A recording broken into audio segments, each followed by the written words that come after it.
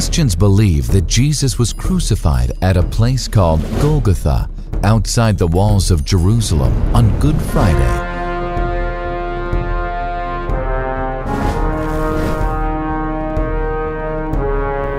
They came to a place called Golgotha, which means the place of the skull.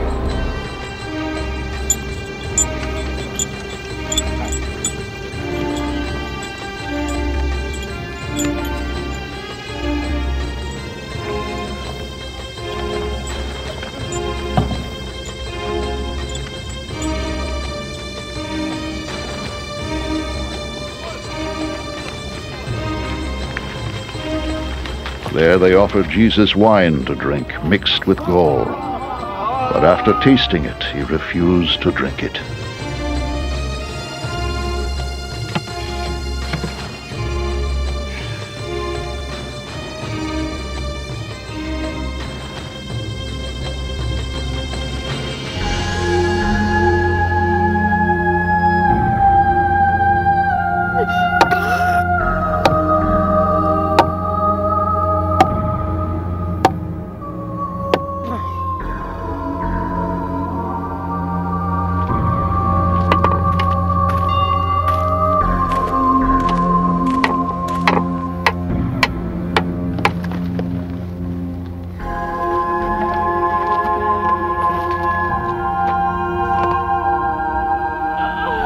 When they had crucified him, they divided up his clothes by casting lots. And sitting down, they kept watch over him there.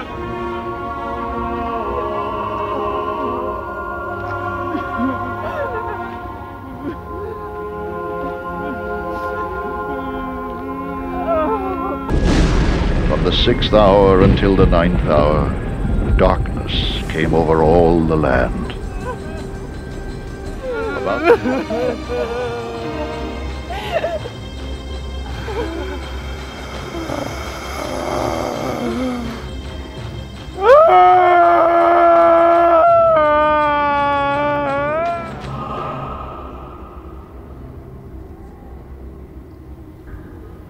And when Jesus had cried out again in a loud voice,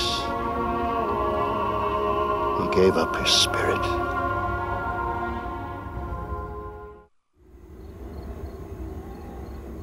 As evening approached, there came a rich man from Arimathea named Joseph, who had himself become a disciple of Jesus.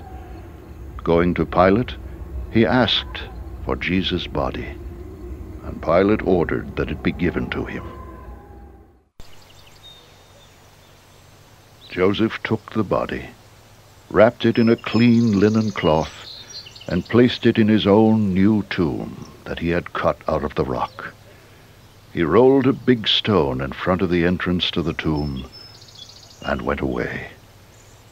Mary Magdalene and the other Mary were sitting there opposite the tomb. After the Sabbath, at dawn on the first day of the week, Mary Magdalene and the other Mary went to look at the tomb. 3 days later, on Easter Sunday, he rose from the dead, leaving the tomb empty. There was a violent earthquake, for an angel of the Lord came down from heaven, and going to the tomb, rolled back the stone and sat on it.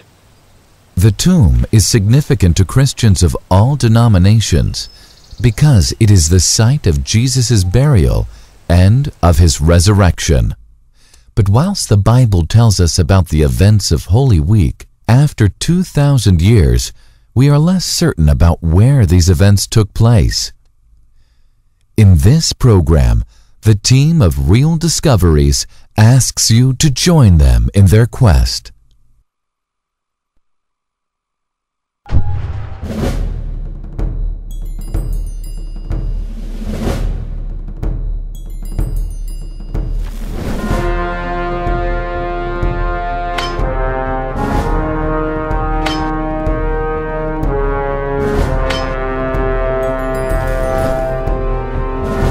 Search for the tomb of Jesus.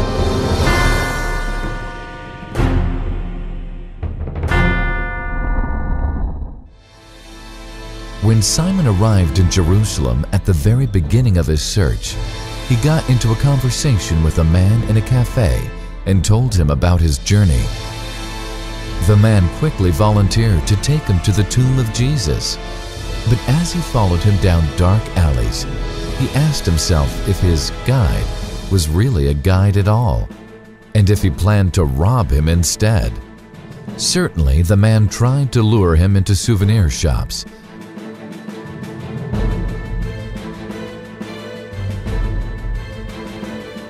But eventually, he took him to where he wanted to go.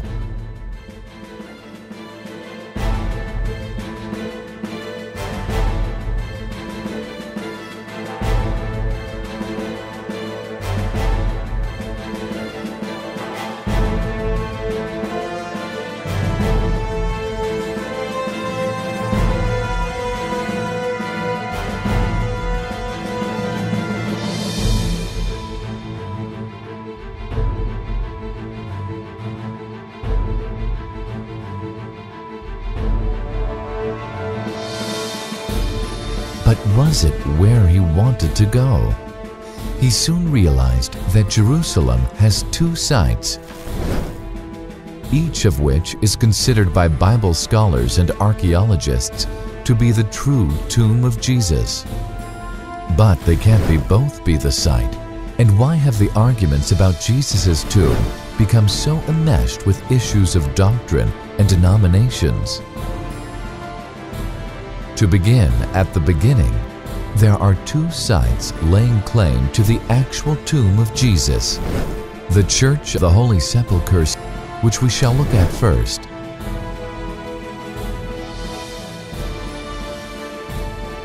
and the Garden Tomb. The site where the Church of the Holy Sepulchre stands has been visited and venerated for longer than its rival, the tomb in the garden, and has all the authenticity of ancient tradition to bolster its claim. The site was discovered by the mother of an emperor, later to be declared Saint Helena, and her son Constantine the Great ordered the first church to be built. So, its credentials are impressive.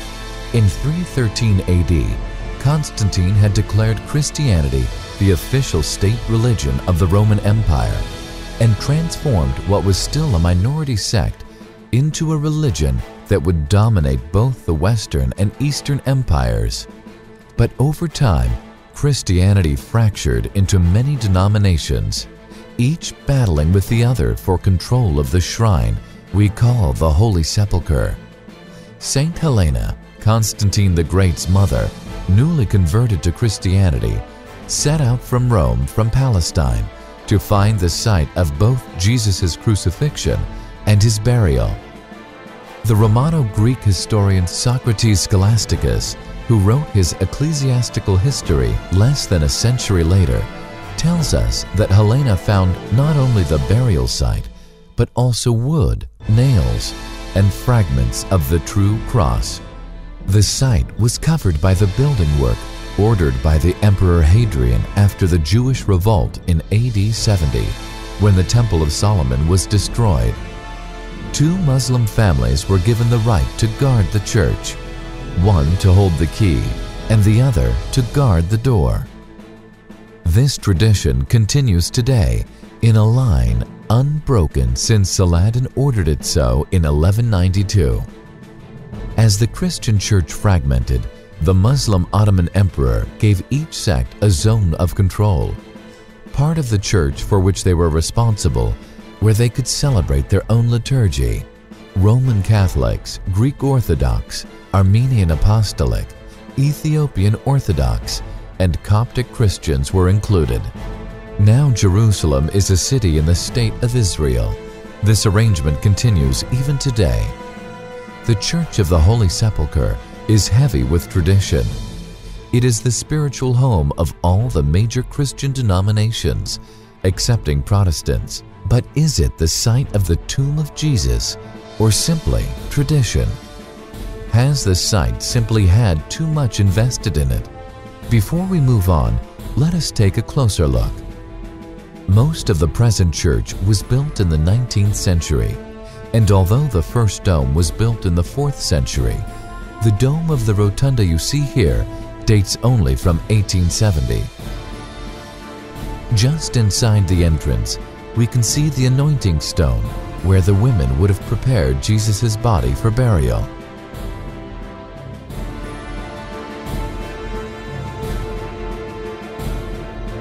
To the west, or left, we have the rotunda of the Anastasis, and beneath that, the edicule of the Holy Sepulchre.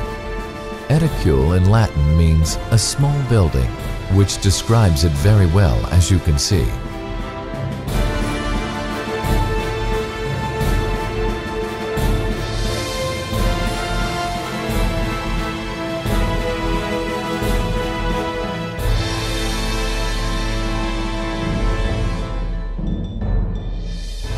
To the right, which is to the east, we can see a stairway that leads to Golgotha, or Calvary, where Jesus was crucified.